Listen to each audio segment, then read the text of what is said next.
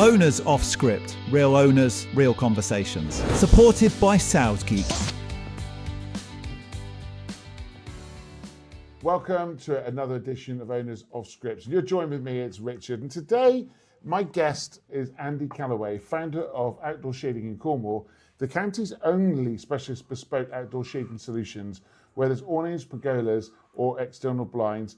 Andy and his team are helping homes and businesses across Cornwall make the most out of their outdoor spaces. They're accredited, they're local, and they're doing something genuinely unique in Cornwall. Welcome to the show, Andy. Thank you. Describes you well? Yeah, very well. Thank you, Richard. It's always fun when we do this because there's no scripts. Away we go with the first question. I always think the best question is, who are you really? So I'm Andy, as Richard already said. I've been in the shading industry for about 30 years. I've had a couple of other little businesses before that. My passion is just helping people enjoy their own outdoor spaces, whether it's retail customers or domestic trade. Cafes, they all need to make the most of their spaces, and I'd like to feel at my age I can give something back to the community and to the people so that they can really enjoy their outdoor spaces. So what is it so important to you to push that out to the wider public? Why does outdoor space matter to you? So I've been fortunate that I've always been able to have houses with reasonably good outdoor spaces. I think there's nothing more better than having a barbecue and having your friends around and socialising. I always have a big annual family barbecue for my family, and they all come around from all across the country. It's just such a wonderful way to relax and enjoy, and it's so good for people's mental health to actually be outside rather than just sat inside in the houses nowadays. So we just help merge the house to the garden effectively so it all becomes one unified space for people to use and enjoy. So that's business Andy. Yeah. Who's home Andy? Who's home? I've been married before. So I have 2 children from a previous marriage, and my wife has 5 children from a previous marriage. So we have 7 children. I think we're up to about 20 grandchildren at the moment. So family life. Hence why it's a big family barbecue where they all turn up. Yeah, definitely. But you need a big barbecue to cook it all. Yeah, so I enjoy family life. I enjoy socialising with all the grandchildren. I like the grandchildren. I can hand them back. And my other big passion is rugby. So for years I was a youth rugby coach up in Oxfordshire. I coached at club and county level. We had players make it to the England squad, so I'm really passionate about rugby, and Cornwall's got a fantastic rugby Name scene. drop a few players who have made it to the England squad. Tom Vondale. Yeah. He's played at Leicester and Bristol. There's another guy, I can't remember his name off the top of my head. But you support Cornish rugby now? I do support Cornish rugby now. Who's your team?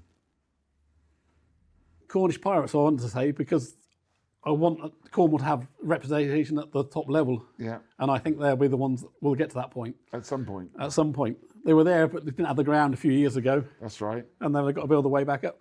I live in Redruth, so I like the Redruth rugby. Really, the club itself is strong and passionate about the stuff. Passing a pint's always good at a rugby match. Isn't Yeah. it? It's amazing when you meet a few people as well, isn't it? Always, very sociable. Yeah. I used to say to the children when I used to coach them, I said, when you're adult, you can go anywhere in the world, go to any rugby club, and you'll be accepted. It's such a community. So let's going to go back a few years, Andy, right? So, Andy, you've just come out of school. What's the first job you done? The first job I did, when I left school, I thought I want to be a farmer. So I went to agricultural college. So I had to do a year's practical before you go to college. I did the college, and then I worked in the agricultural industry for about 15 years. I loved every minute of it. And from there, where did you go? I then went and joined the family business. So my family, we had a big franchise garage up country. I joined that. I worked in all the various departments there. Settled down in parts, where we always finished in the top 10 in Vauxhall in the country. Okay, so Vauxhall dealership. Vauxhall dealership, yeah. What made you come away from that? So my second marriage was to a lady that was a really good curtain maker. And at times we were wasted working for other people, so I set up a business doing curtains and blinds with her. And we did that for several years until we parted company. So that's where my passion for shading really showed up. I've always been someone to work with my hands. So I always did all the installs. Must be a bit of a challenge right now. It is a bit of a challenge right now, but you make a fall every now and again. But yeah, so that's where I started in the shading industry. We used to do a lot of internal blinds, some external, and awnings. I did that for quite a few years.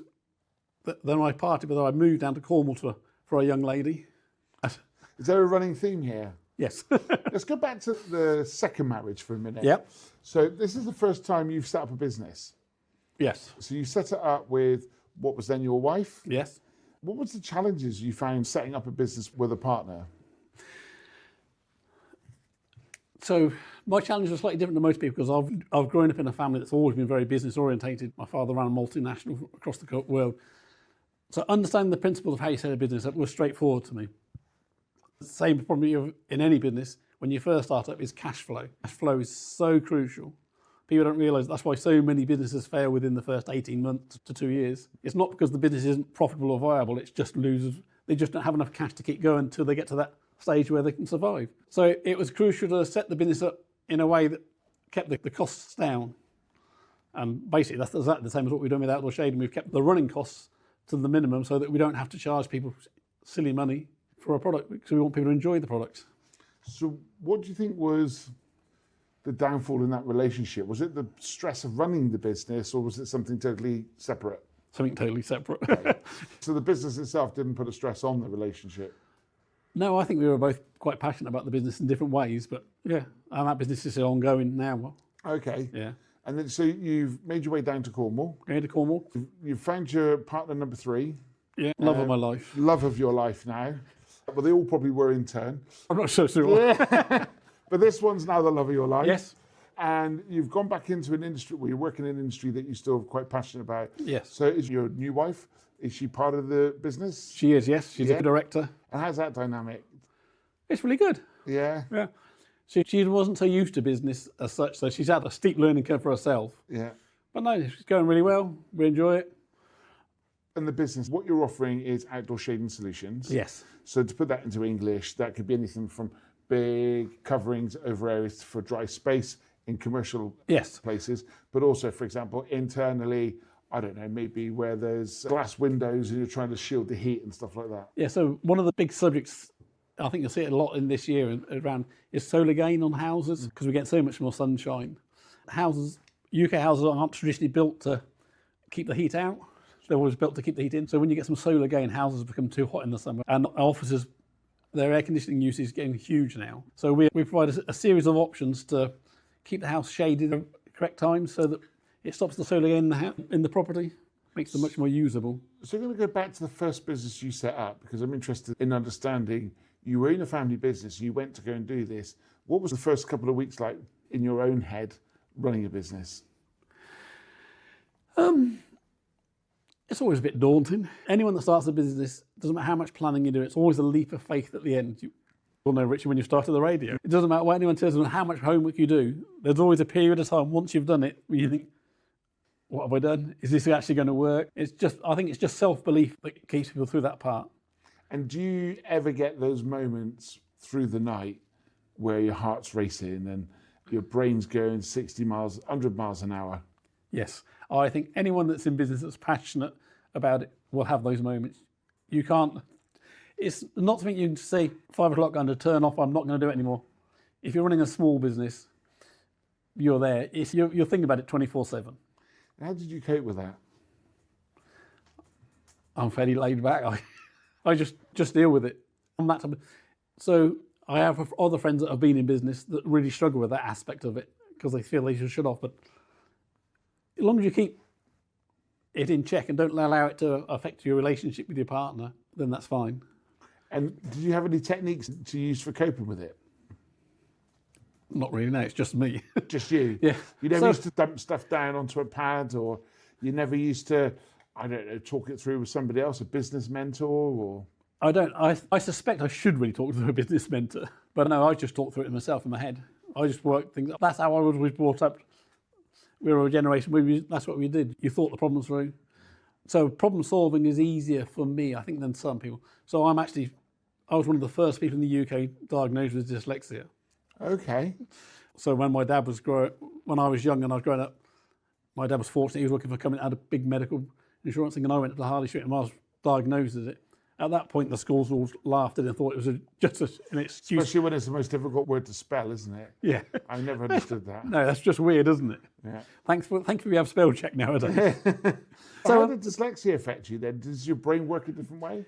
When you're dyslexic, your brain works in a different way. So for years, people always said, don't put dyslexia on your CV. You've got dyslexia. It's a dirty word. You have to hide it away. But actually now, top companies all around the world look for people that are called dyslexic thinkers, because dyslexic people approach problems in a totally different way to everybody else. It's very hard to quantify how that happens, but it's just the way the brain is wired.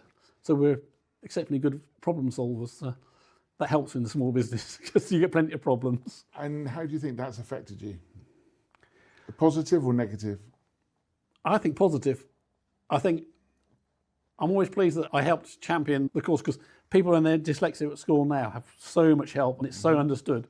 But back in the day, they said to me, "Oh, you can have an extra 20 minutes in your exam time," which you never actually got because if you were dyslexic, you finished the paper way before. Yeah.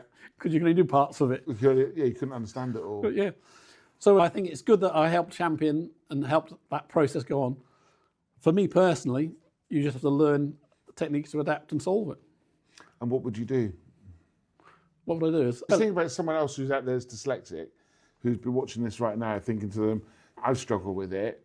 Give me some advice. What can I do? Because I'm really finding it a challenge. What would you do? For people nowadays, I would tell them to go. There are several institutes, dyslexia institutes and places. I would go there and use some of their resources. There is so much to help people. My sister's children, one of those was dyslexic, and they used to have special paper to put over the books to read, change the colours of it to make it easier for the brain to understand. There is so much science behind it now, but you have to just develop coping techniques. So one of the things I can't do, I can't phonetically spell. Okay. So I have to learn to spell parrot fashion. So if you were doing owners, you'd have to go O-W-N as trying to pronounce it as such. Okay. So it's quite interesting, but with modern technology, I say earlier on, spell check's a brilliant thing for me. And Grammarly. Yeah, and grammar. Yeah. Because that's the other thing. You might be talking to someone who's also dyslexic too. Yeah. Now, I certainly know some of the challenges with that. And when you were first setting up your business, did you ever have to go to a bank manager with a business plan, which obviously being dyslexic would have been a bit of a challenge? So the answer is no, I never. So when I've started all my businesses, I've never gone and borrowed money from the bank to set them up. It's a harder way to start a business. Yeah. It has to self-generate. It's like in outdoor shading. I used to have a subcontracting business. So in the early months of outdoor shading, I had to go subcontracting some weeks to earn the money to help develop the business. But I have written several business plans over the years because even if you don't go to a bank for a business plan, you need to have a business plan to make your business work. How valid is a business plan though once you've written it? It's not. So what makes you write them?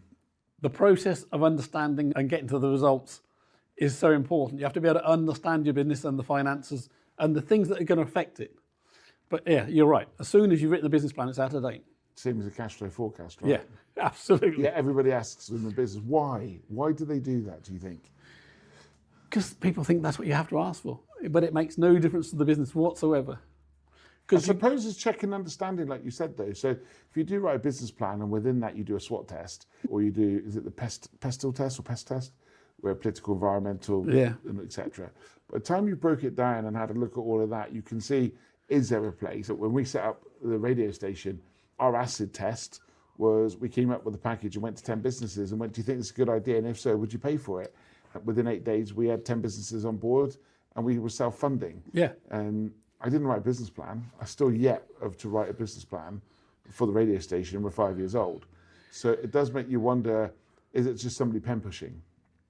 So yeah, the banks, business coaches, everybody always say, you got to write a business plan. And you can buy 100 books on writing a business plan for a business. But you're right, they're all invalid. It's just learning.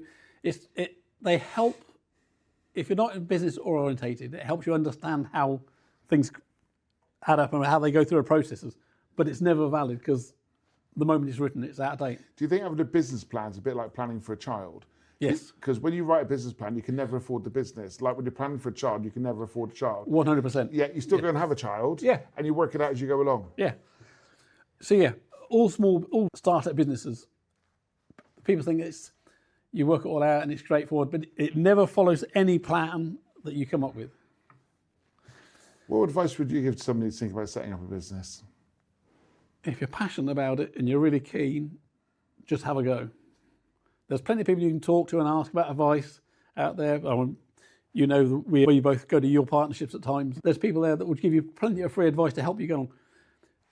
If you don't do it, you'll regret it for the rest of your life. Do you have any regrets? No. None at all in life? No. At all? I don't think so, no. I've lived my life my way. It might not be the way that lots of people would want to live their lives, but no. Could we change your name to Frank Sinatra? He done it my way. That was the song we played at my dad's funeral. Oh, what a song to choose. So going forward then with outdoor shading, you are, what, you 15 years now going? Recently, is in the last few years to Cornwall, or have you been down in Cornwall the whole 15 years? I've been down in Cornwall the whole 15 years. So outdoor shading itself, in its current format, has been going about 2 years. Before that, I did subcontract, and I had a little shop in Helston for a long time called the Spotted Rhino. Do you know, I somehow know that shop. What did you sell? I sold blinds, awnings. There's a running theme here, isn't there? Yeah, and we did a lot more home interior bits and pieces back in the day. What made you close that down? COVID. Would that go down as a success or a failure in your eyes? It was a success in my eyes in two effects. So the shop itself was doing really well, and it got my Chrissy involved in business in a way that she hadn't been before, so she understands it more. We proved that there was a market for shading products. The outdoor shading we did some awnings and bits and pieces, but it wasn't a very big thing in Cornwall. But when COVID came along and they were shut down, we had the opportunity in the lease of the shop to close the shop, which I took that opportunity. I've always, if you negotiate a lease on any building, have some get out clauses in the early days, just so you can, if it's not going right, you can move on. But it proved that that's what and when COVID came, people fell back in love with their own back gardens. Before COVID, people used to just mow the lawn and never go in the back garden, hardly at all. There was a cultural shift within the UK when COVID came, because people had to spend a year in their back garden. Oh, and 1 hour walk in a day. Don't forget that that little 1 hour trip. Yeah. So when we were all allowed to mix again, people still carried on using their garden. They'd walk barbecues and bits and pieces. And so now people socialise in their gardens a lot more in the UK. Prior to the lockdown. How did you feel turning the key in the door for the last time in the shop? Relief? I think relief, because I believe that, and I still honestly, the high street is a very hard place to be now. The high streets that are going to survive are the ones that have the small niche boutique shops, especially that you can't buy on Amazon, you can't go to Tesco's and buy. So we need, at the moment, across the country, but even in Cornwall, these shops tend to be spread around a bit. We need these to group together in little centres so that they self-generate. There's a nice little setup in Redruth at Bond Street called the Bond Street Collective. And in there, I do appear that you can't get some of those services very easily online. So what's next for outdoor shading Cornwall? What's next? So we're going on a bit of a sales drive this year. We're exhibiting at the Grand Design Show in London. Wow. So that's great. That's with a partner of ours that we provide a lot of products. Is that the Kevin McLeod show, the guy from Grand Designs? Yeah. One of the people that we buy most of our awnings from, they've actually got their products all over the big house there. So we said we'd run a stand alongside it. So can I set you a mission? Go on. You've got to get a selfie with Kevin McLeod. If I can, I will, yeah. That's your challenge. You up for that challenge? I'm up for that challenge, yeah. I look forward to seeing that on our socials. But that's a good show, and it's going to give us a broad context across the country for various projects. But the one I'm really excited about is the Royal Cornwall Show. We've got a large pitch there this year, and we're going to have pergolas and awnings and various things on stand there. We've got some external shading products. So that's the exciting part, really. Why is that more exciting than London? It's serving our local community. Is that important to you? Yes, 100%. Do you do anything else around the community? Not at the moment. So actually, no. So I'm supporting my wife. My wife's about to do the Himalayan Walk for Children's Southwest Hospice in October. So we'll be putting out a lot of flyers soon to raise some funds for them. And I think that's an amazing charity, what they do for the little children. Yeah. You've walked into Starborn, have you, the special room at the end, where it's ever so emotional, and at that point they turn to you and say, would you like us to fundraise for us? Yeah! Well, then you just submit to it, don't you? A great organisation, and one that's done some fantastic things to help families as well as very poorly children. Yeah, so I like the fact that it helps. So when's the fundraising? Or when's the event, sorry? The event's in October. We'll have another chat nearer the time. We'll have another chat nearer the time, because we want to raise as much money as we can. To do the walk, target? To do the walk, we had to raise 4, but I want to raise double that if I can. Okay. So we'll go around a lot of local businesses, and if people can just donate a few £100 from a business, it'll soon add up if we go to enough places. Of course. And it's such a good cause. It's not like I don't know anything about fundraising, eh? I might have done a bit of my time. But, just one or two bits. I'm banned from fundraising this year. I've got to take a year off. My wife has insisted. Otherwise, I'd be moving on to wife number 2 if I did. I'd be catching up with you. Don't do that.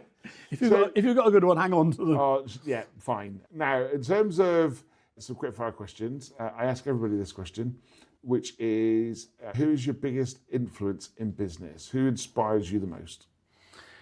You're not allowed to answer me, so that's fine. Oh, that's okay then. Yeah. That's a relief. So historically, I would say my father. And why? He ran, so we always talk business in the house, but he ran a multinational, across the world company in the 70s, just a normal landline. What did he offer? So it was just the insights into everything from understanding how businesses work. Okay. And so when I started my early businesses, he would always be there with advice. When I was 25, I wrote a whole thesis on how to make money out of property doing it. I couldn't afford to do it at the time, so it didn't actually happen. But he liked it. He'd read through it and he'd tell me, oh, this is actually right, or this will never happen this way. So it gives you a good grounding. More recently, I'm not sure if any one particular person. I like the fact that I talk to a lot of small SMEs like yourself, Brock from YP and various other ones. And I just like to talk to all of those and just get information from them. Just glean a little bit off everybody. Everybody, yeah. As opposed to a lot with one. Yeah. So there is an argument that I should have a business coach, but they're expensive. Why don't you? I don't think I'm at the stage where I need the business coach yet. But I think that will happen, definitely. Same as there's quite a growing thing about personal coaching too now around. A nice lady in Red Roof, there's a lot of that. Okay. Yeah. So I think when you start off, you need to keep your costs down and being very controlled. And in the early days, you know everything about your business because it's just you or you and your partner. You want to know that, Richard. But as it grows and it gets bigger, I think sometimes you need a business coach to help you release some of that and change because you become so orientated in doing everything that it's very hard to say, well, actually, no, I'll let someone else do that. I think you end up becoming the bottleneck, don't you, to the business? And, that's probably the right way to put it, yeah. Yeah, and if everything's got to run through you, it backs up and decisions become slow. And being agile or having an agile business goes away and some of the opportunities then get missed. Yeah, absolutely. Because as a small business, it's the agility that allows you to compete with the big boys because they're much slower to react to things and trends and patterns. So yeah. After COVID, when you shut Spotted Rhino, did you take some time out? No, I can't. I think I'll work till I die. Oh. I enjoy working. By the way, do you moisturise? Because you told me you're 64 and you don't look 64. No, I think that's my mum's genes. Is it? Yeah, was it the third wife? That keeps you young, I think. But it's my mum's genes. If you saw my dad, you think if I had his genes, you think I was 90. Oh, wow. So no, you have to just enjoy life, don't you? I think I've probably spent far too much on red wine over the years and things. Right. But you have to have some downtime and some enjoyment to go with it. What do you do for your downtime? Now, drink red wine. Actually, I don't drink much red wine now. I do like a good rum though. So I like high-end rums. Yeah. The really nice, and drink them straight because you can get the flavours. I offered one of my son-in-laws once a nice, really quality rum, and he put Coke in it. I almost cried. Sacrilege. So, grandchildren are a big part of my downtime now because we've got a lot of them. They're spread out all over the country, so we have to travel around. And to be honest, I do love my business. I do love helping people and growing it. You'll understand that, Richard, I'm sure. Listen, I think that's a lovely way to finish this today, is the fact your final quote is, I love my business and love helping people. Andy, it's been absolutely fantastic chatting to you and seeing a different side of you today as well. Yeah. And I wish you well and a speedy recovery as well. Yeah. If for any reason you would like to get involved in Owners of Script, please just get in touch, love and share the page. Also check out Outdoor Shading as well. Have you got your website? Yeah, it's all up and running. It's outdoorshadingcornwall.co.uk. Make sure you stay tuned and love and follow Owners of Script for more great stories, real conversations and real people. Owners Off Script. Real owners, real conversations. Supported by SoundGeek.